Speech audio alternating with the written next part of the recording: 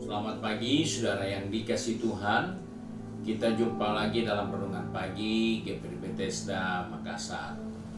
Pagi ini saya akan baca dari buku Roma pasal pertama ayat 16 sampai ayat yang ke-17.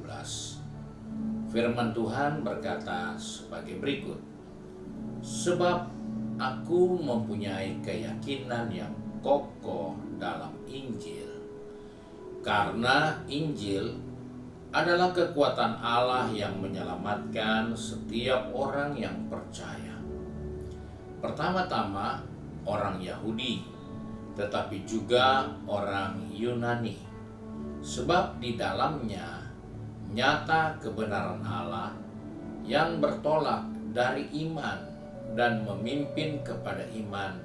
Seperti ada tertulis, orang benar akan hidup oleh iman. Puji Tuhan, kita bersyukur kepada Tuhan karena kita menemukan suatu ungkapan dari Rasul Paulus yang mengingatkan bahwa dia memiliki keyakinan yang kokoh tentang Injil. Di dalam perjalanan waktu, seringkali kita sebagai orang percaya dihalang-halangi, diganggu dengan berbagai-bagai ungkapan. Seakan-akan Injil itu bukanlah sesuatu yang pasti.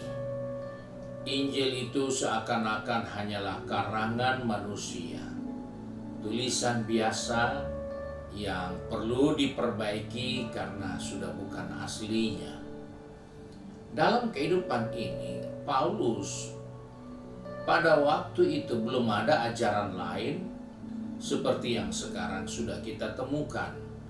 Ada banyak ajaran yang meragukan tentang Injil, yang membawa kita untuk tidak percaya kepada Injil, membawa kelemahan-kelemahan yang menurut manusia ada di dalam Injil. Tapi Paulus katakan, aku punya keyakinan yang kokoh. Mengapa dia begitu yakin? Karena ternyata Injil itu adalah kekuatan Allah yang menyelamatkan orang yang percaya. Jadi persoalannya makin jelas. Kita boleh melihat Injil sebagai tulisan biasa. Kita boleh melihat Injil yang menurut kita ada kekurangannya. Kita boleh melihat Injil itu seperti cerita fiksi. Itu tidak ada urusannya dengan keselamatan. Itu tidak akan mampu menyelamatkan kita kalau cara pandang kita terhadap Injil itu. Dan inilah yang dialami oleh Rasul Paulus. Karena Injil itu kekuatan Allah. Dan itu dia alami dalam dirinya karena dia diselamatkan oleh kekuatan yang luar biasa yang menolong dia dari kesesatan jalannya.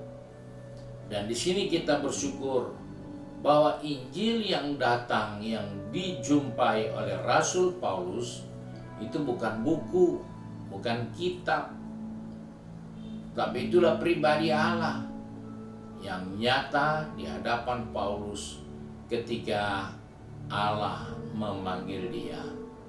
Dan dalam persoalan ini kita menemukan bahwa Injil itulah kekuatan yang menyelamatkan manusia. Jadi dalam hal kita sebagai orang percaya, ada banyak buku yang baik, ada banyak buku yang mampu membangkitkan motivasi, ada banyak tulisan yang bisa mendorong kita untuk jadi baik. Tapi tidak akan ada tulisan satupun di luar Injil yang mampu menyelamatkan manusia. Hal ini penting karena ada banyak orang berubah hidupnya untuk jadi baik. merubah hidupnya untuk menjadi lebih pandai. Tidak salah, menjadi penurut itu baik, tapi tidak ada buku atau kitab yang mampu membawa kita kepada suatu kepastian selamat. Dan itulah hanya ada di dalam Injil. Dan Injil itu sudah menjadi manusia, di mana bulan-bulan ini kita merayakan kedatangannya ke dunia. Dia menjadi manusia dan dia memperagakan kekuatan Allah di dalam dirinya. Ketika dia jadi manusia, dia benar-benar manusia murni. Sebab itu dia perlu digendong, dia perlu diganti pakaiannya, dia perlu dikasih makan, dia perlu diurus di saat dia jadi manusia. Dan ketika dia beranjak dewasa, dan ketika dia sudah memenuhi persyaratan untuk menjadi seorang pelayan, maka disitulah nampak dengan jelas kekuatan kuasa Allah yang menyelamatkan manusia diperagakan oleh Yesus, oleh Injil yang menjadi manusia. Dan kita menemukan Yesus tidak pernah membunuh orang, Yesus tidak pernah mengumpat orang, Yesus tidak pernah memakai nama Allahnya untuk melakukan kejahatan, untuk melakukan pengerusakan. Tetapi dia selalu mengingatkan bahwa dia yang adalah Injil yang menjadi manusia, memberi keselamatan bagi manusia. Orang sakit disembuhkan, orang buta dicelikan, orang lumpuh dibuat berjalan, bahkan orang berdosa diampuni dosanya. Dan itulah kekuatan Allah yang menyelamatkan manusia.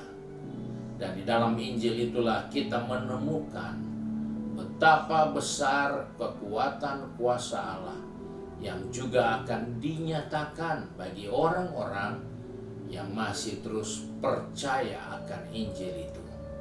Akan ada kekuatan, ada kemampuan, ada potensi yang lebih besar, bukan hanya untuk menyelamatkan kita, tapi kepada barang siapa yang percaya kepadanya tidak akan binasa.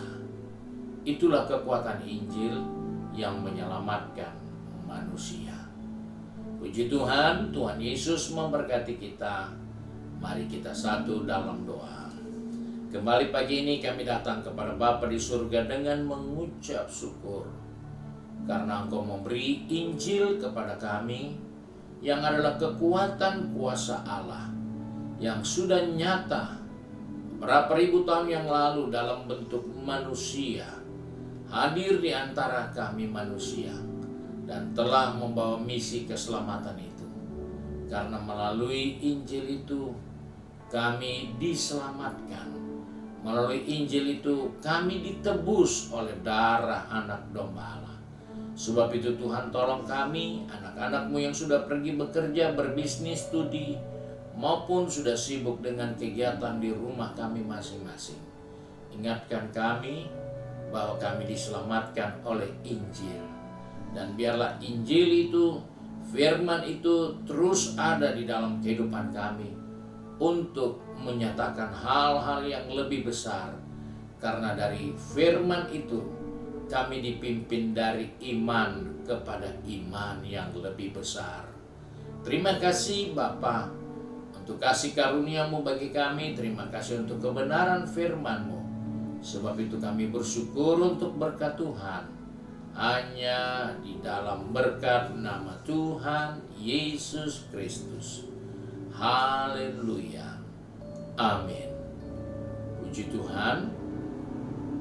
Tuhan Yesus memberkati kita dan selamat pagi.